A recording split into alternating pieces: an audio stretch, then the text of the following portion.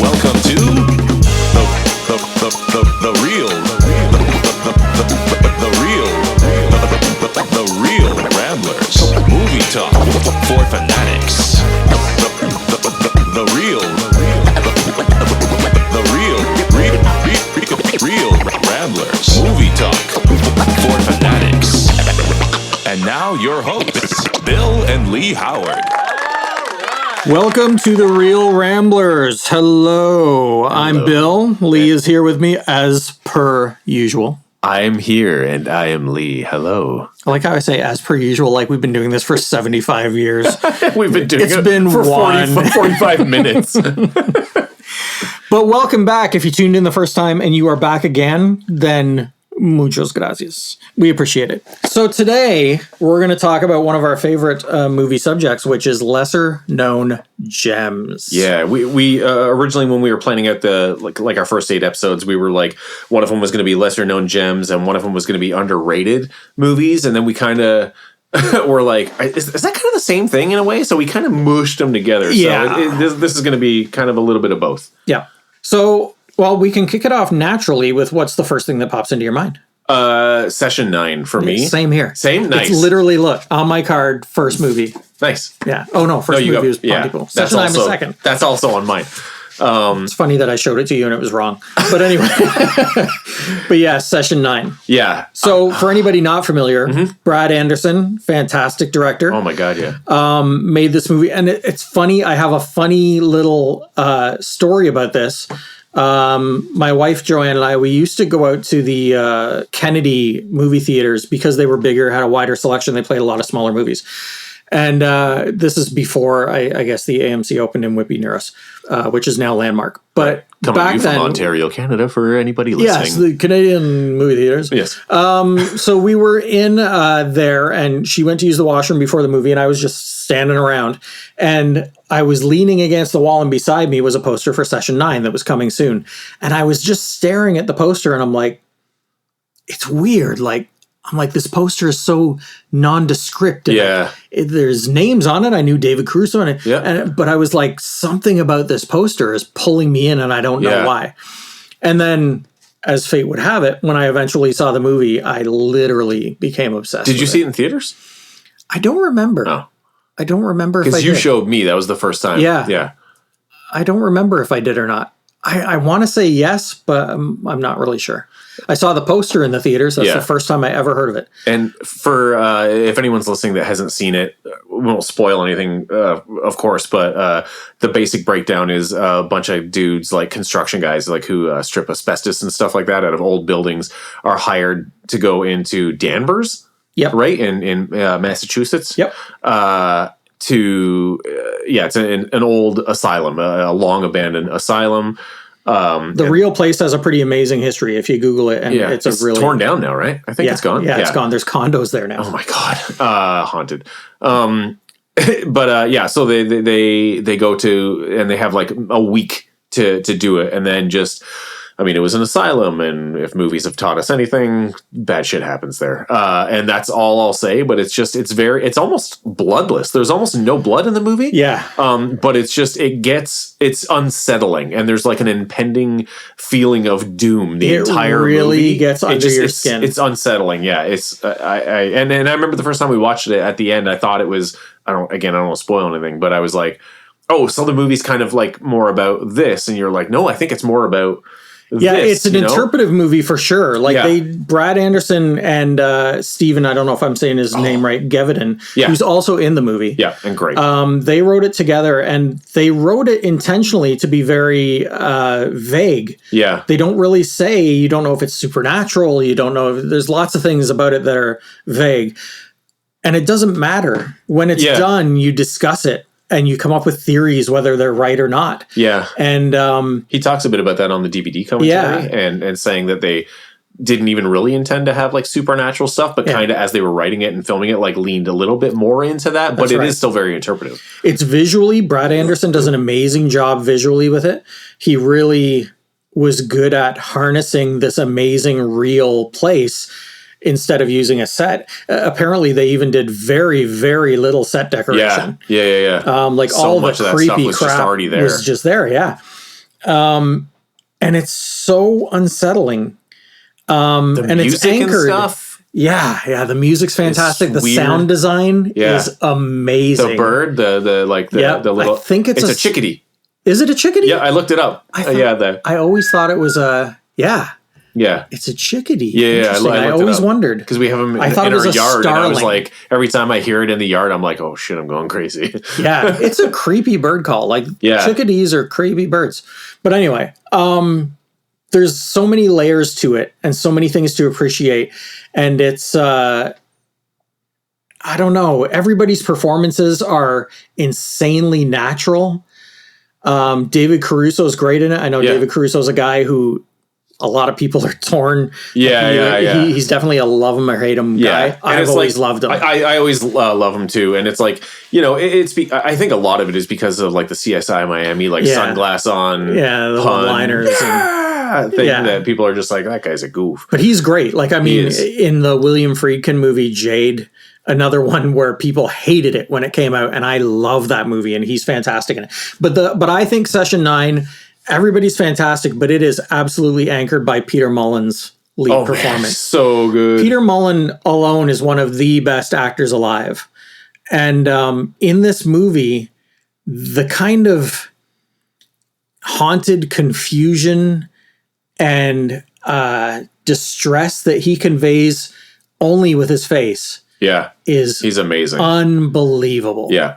He's just out of this world. There's a whole story I could tell, but I won't now. Maybe down the road when we like focus on different directors, maybe for episodes, about how I wrote Brad Anderson on Facebook years ago to say thanks for the stuff that you make, and this Session 9 influenced my art a lot, especially the Quiet Room Bears, which if you know me, you already know what they are. They're just horror art teddy bears, and a lot of the backstory that I created for them is influenced directly because of Session 9. Yeah, and I ended up making a bear. I asked him if I could just send him one and stuff like that.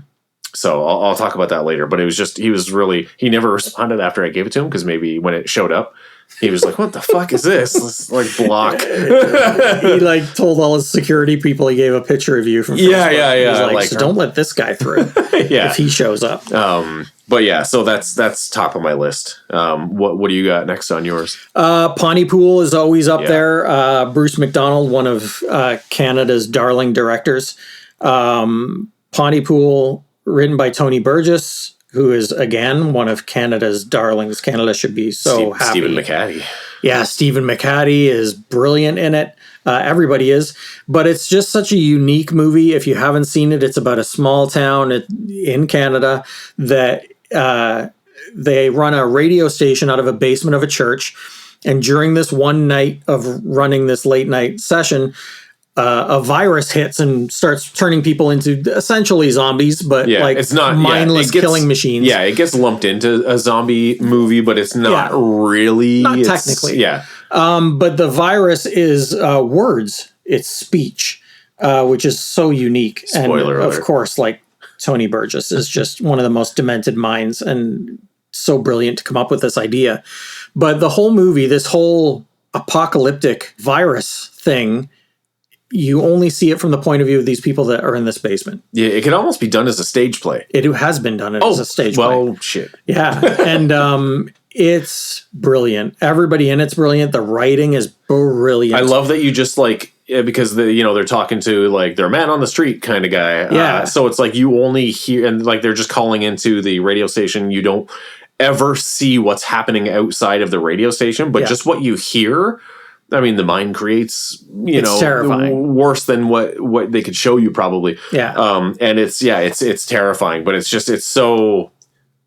awesome. It's Bruce underrated. McDonald's direction is amazing. The set in the basement of the church is amazing. The whole atmosphere. I can't say enough good things about it. It's truly a horror classic. Yeah, absolutely. Underrated. There's one movie that it's current. I just watched it called Terrified. It's Argentinian, I believe, and it was a Shudder exclusive. And it is seriously one of the scariest movies I've ever seen in my life. I watched it with Jay, our behind-the-scenes man. Jay, was it good? Amazing. Okay. Jay had to bring a change of underwear when we watched it. It was very scary. Jay was very scared. Always have one in the car just in case. I was okay. He is a classic pant shitter, but only for scary stuff. So it's like, I get it. I am a classic pant pisser. Yeah. That's why we became friends. Like, so Terrified is basically about cut that. a little neighborhood that is haunted, and the whole neighborhood is haunted. So it's mainly, what was it, like 4 homes? I think it was about 4 homes across the street from each other. And all this weird crap happens, but the director of this movie packed it with so much disturbing imagery. It's like all unexpected, all kind of...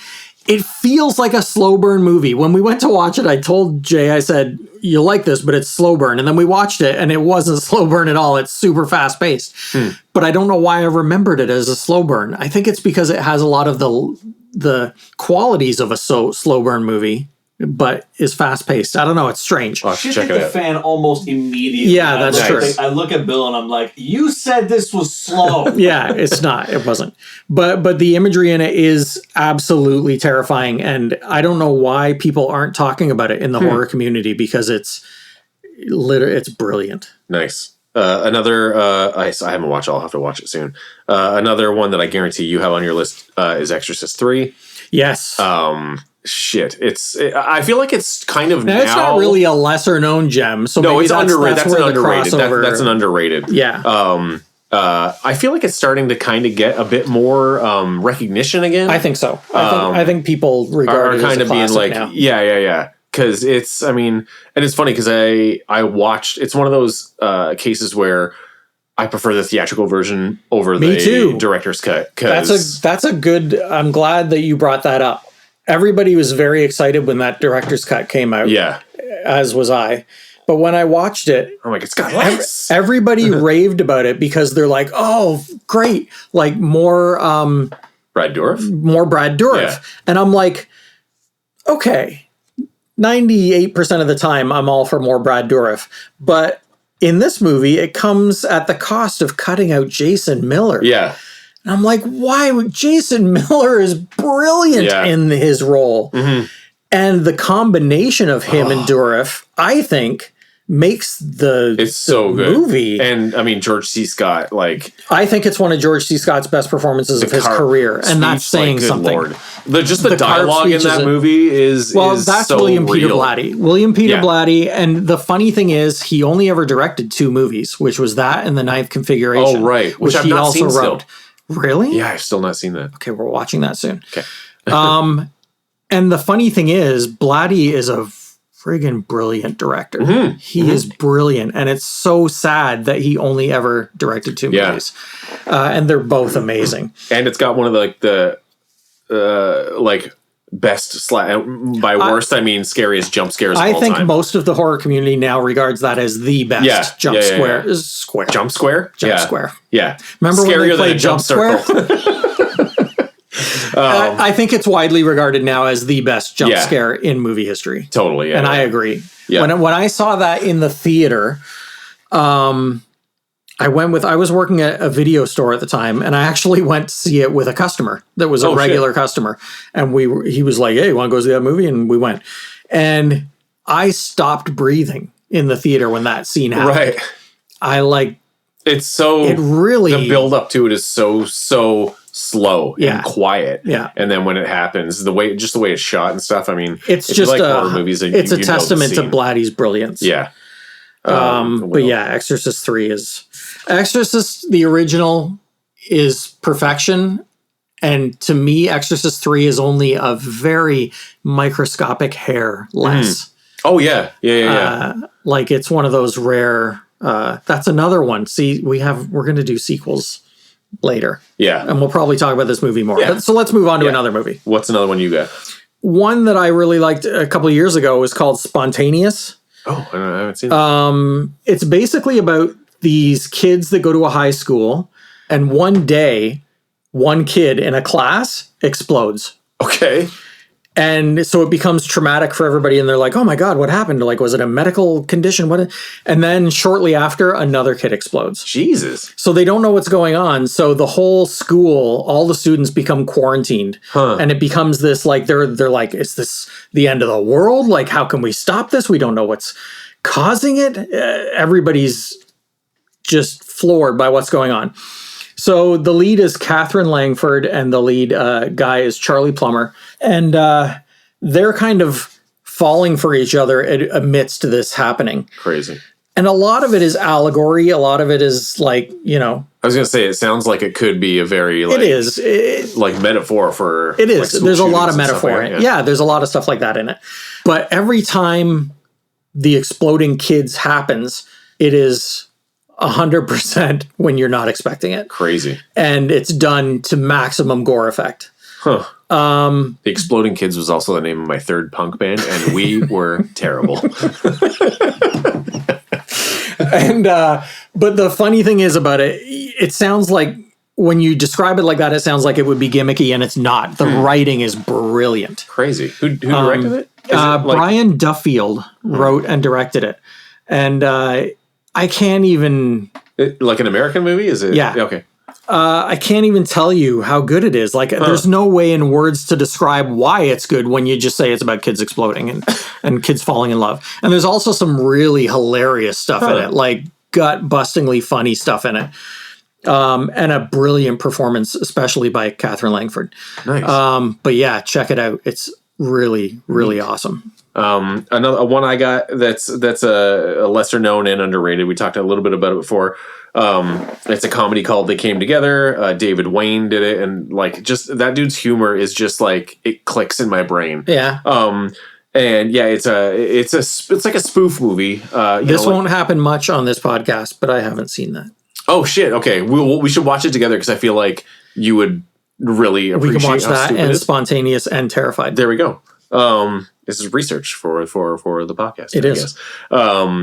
But yeah, it's like a spoof, kind of like how Naked Gun is. Also, I rewatched the Naked Gun movies recently, and 1 and 2 still hold up. Not so much 3. Yeah, Nice. yeah, so it's like a spoof on romantic comedies, but it gets like really stupid sometimes. But Amy Poehler, Paul Rudd, Bill Hader, Jason Mantzoukas, Kobe Smulders, Randall Park, That's amazing. Michael Ian Black, Christopher Maloney, Keenan Thompson, Jack McBrayer, Ken Marino.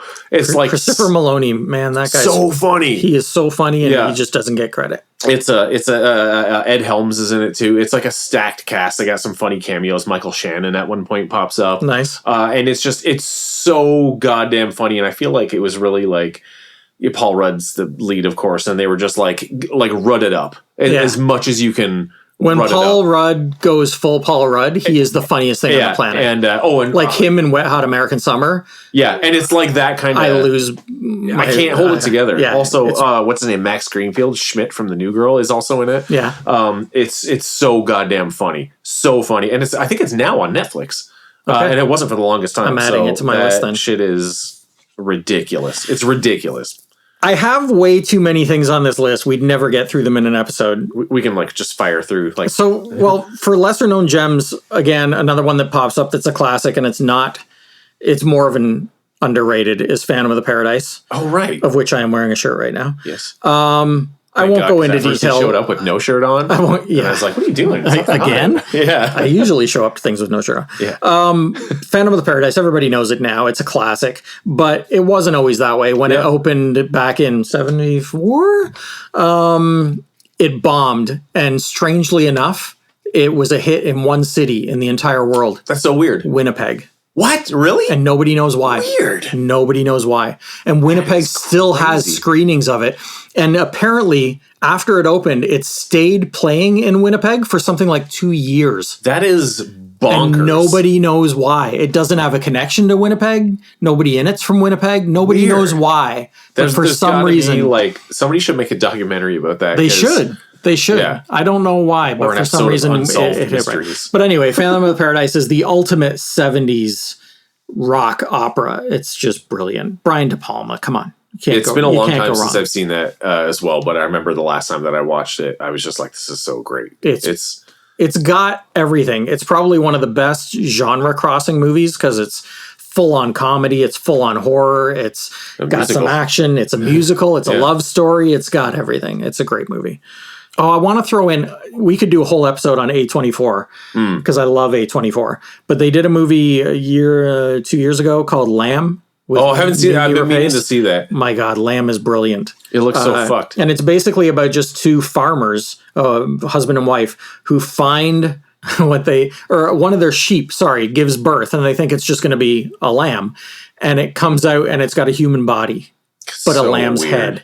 And there's very little dialogue in the movie, but it's nonetheless completely compelling and you can't take your eyes off it. Much because of Mimi Rapace, who is impossible not to love. She's so Yeah, she's fantastic. I don't know why I didn't bring her up on my favorite actresses. too 'cause many to she's- remember. Yeah, she's amazing. But when you get to the end of that movie, your mind is blown.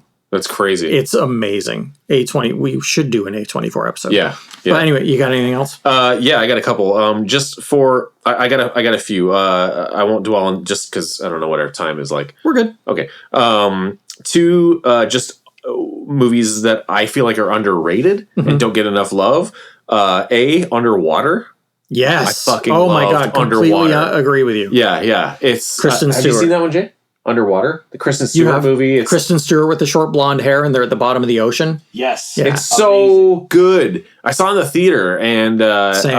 I'm a big Kristen Stewart fan, Me and too. I know a lot of people like kind of crap on her because of the Twilight movies or whatever. She's a great actress, and I think she's cool. She is. That movie was like that's another one where just like from the get go, it just starts immediately. Yeah. So that one's amazing. It doesn't get the love it deserves. Yeah. Also, the movie Life with Jake Gyllenhaal and Ryan Reynolds in space, like an alien movie. Oh, right. I remember that one. God, it's so I good. enjoyed it too. So stressful. It's funny. Some people are like, this could almost be like a Venom prequel. Yep. Yeah, because the little alien life form is kind of blobby, like at like first, Venom, and then it starts to grow and stuff. we watched that. Do you remember that one, Jay? Yep. Yeah. It's so good, and also I'm like, why don't more people talk about it? Because the cast is amazing. Yeah. I can't even remember who else is in it because my memory sucks. But it's the cast is also pretty stacked. Yes. Man, it's Jake Gyllenhaal is another one of like favorite actors that you can add to my list from the last episode.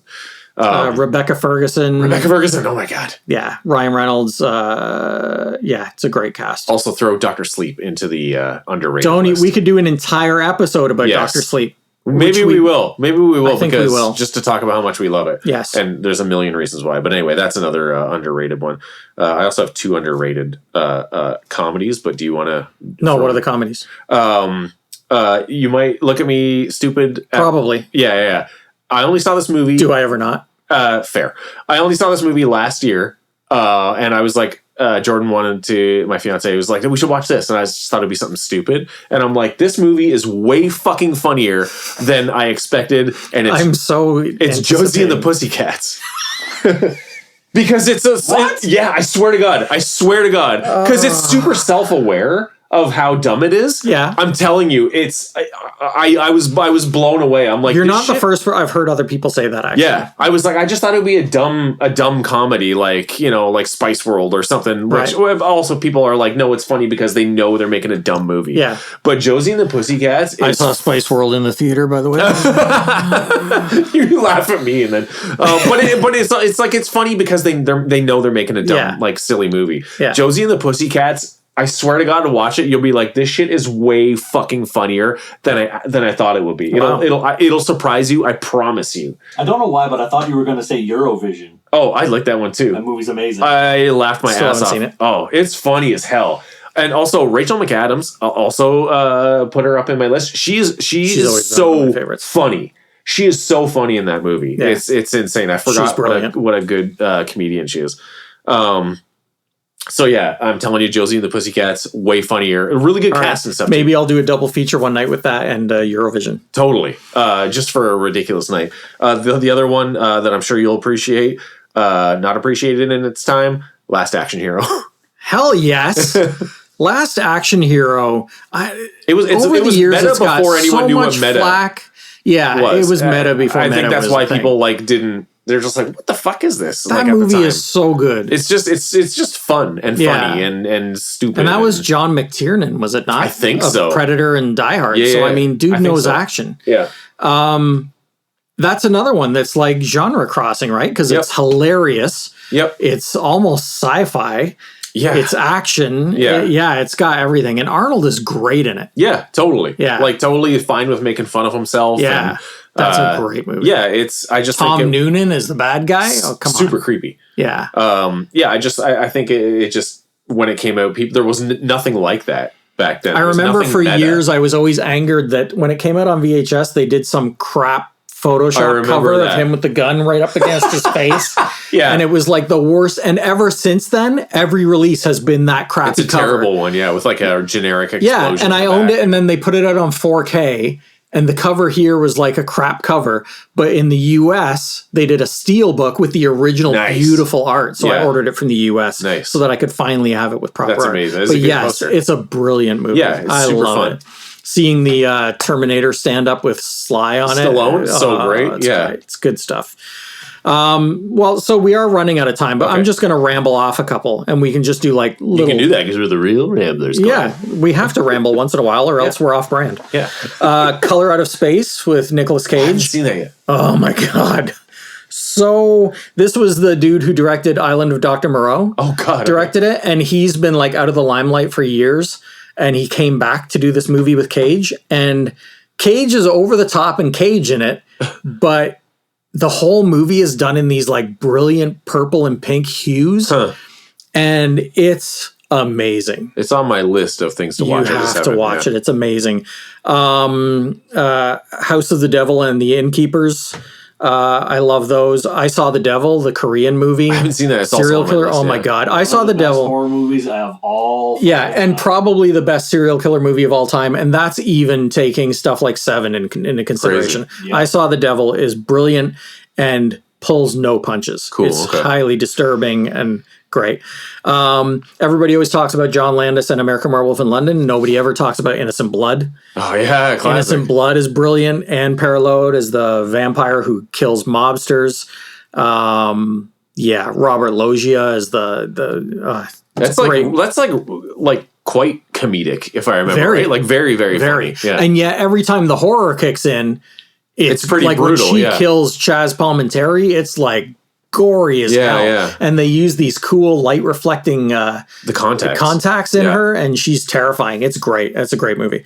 Johnny Handsome with Mickey Rourke. It's a Oh, Walter Hill movie, right. and Walter Hill's known for The Warriors, 48 Hours. Oh, yeah. Those are his big movies. But Johnny Handsome, it's Lance Henriksen, Nice. Morgan Freeman, Nice. and Mickey Rourke, and it's about a gangster who's disfigured, and he gets witness protection, and they reconstruct his face, and then the guys who he tries to find the people who double crossed him, who is Lance Henriksen and Ellen Barkin, oh, nice. and oh man, amazing revenge movie.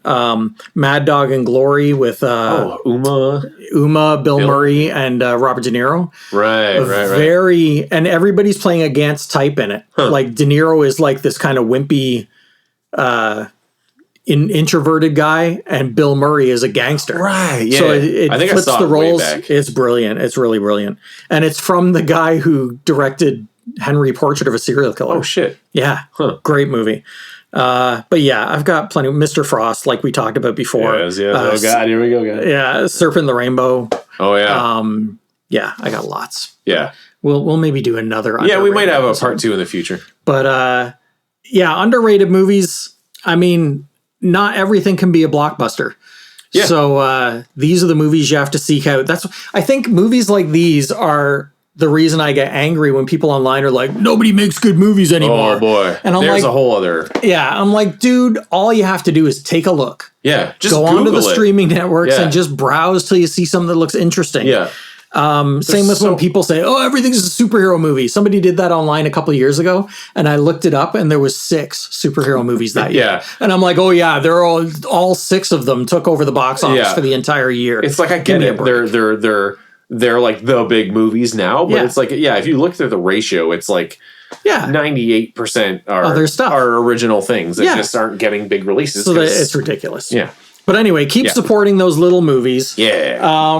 you got to support them so that the people get their money back and that they can make More. movies. Yeah, exactly. And sometimes those are going to be our favorites. yeah. But anyway, we don't have enough time to discuss all of these. Part We'll two come one back. day. We'll Part come two back to one it. day. We'll come back to it. We will ramble further. But anyway, thanks for tuning in. We hope you like some of these movies. And if you haven't, I hope you were taking notes and check out some of these movies. And by all means, comment on social media and let us know what some of your lesser known gems are. I was going to say that our underrated. Instagram should be up, soon. I said it first. Oh, you son of a bitch. I'm the best. Goodbye. Anyway, so we'll see you next time on Real Ramblers. Thanks a lot. Ramble on. Was that where we What? Ramble on? Keep rambling. Keep rambling. Ramble on. Anyway, take care, folks. Thanks for listening to The Real Ramblers. Follow us on Instagram at Real Ramblers. That's REEL Ramblers. And you can follow Lee at Lee Howard _art and Bill at JustTheBill1138.